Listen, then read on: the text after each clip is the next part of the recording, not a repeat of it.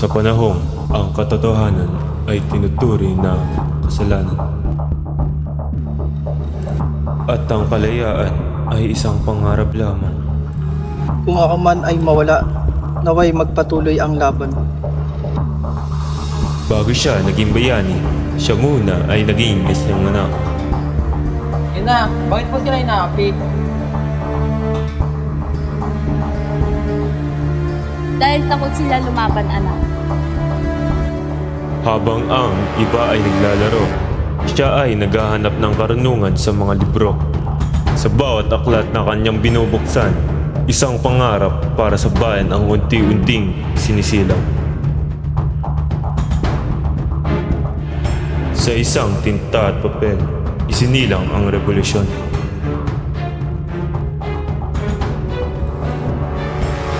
Hindi ito simpleng aklat lamang. Ito ay gagamiting pamulat ng ating kababayan. Isang banta sa simbahan ng taong ito! Ipagbawal ang kanyang mga sinulat. Ay ang katotohanan ay sinubukang patahimikin.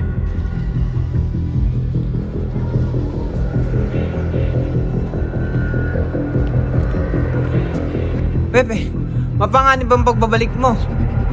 Kung hindi ako babalik, sino ang lalaban? Malala na ang sitwasyon. Delikado ka na sa bansang ito. Kung titigil ako ngayon, sino pa ang magsanagta para sa bayan? Sa kabila ng panganib, pinili niyang ipagpatuloy ang laban. Hoy, Jose Rizal!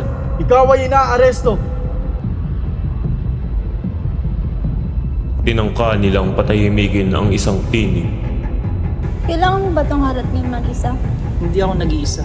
Dala ko ang bayan at tao. Paano ako mawala? Mananatili ako sa bawat alaalang iiwan ko.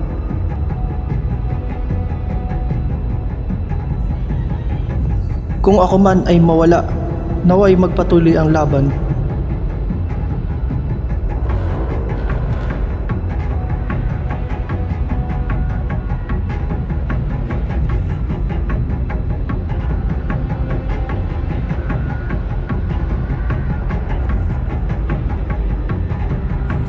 Prepare! Apunte! Consumatum est! Vergo!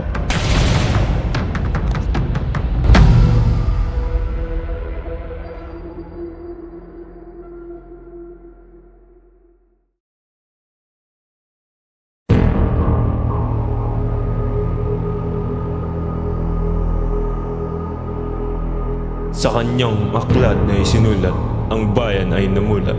Ngunit ang katotohanan ay itinuturing na kasalanan ng makapangyarihang dilat.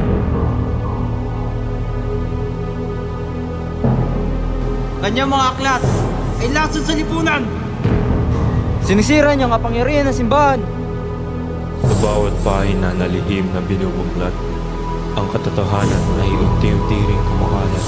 Sa bawat pusong kanyang namulat, ang takot ng kapangyarihang lalong lumalakas.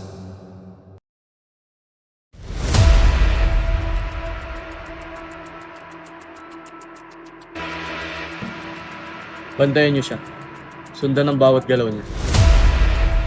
Siya ay ipinatapon upang patahimikin. Hindi nila kaya ikulong ang isipan.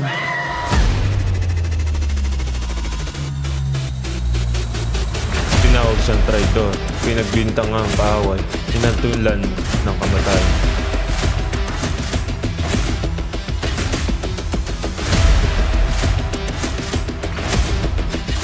Hindi siya nag-iisa.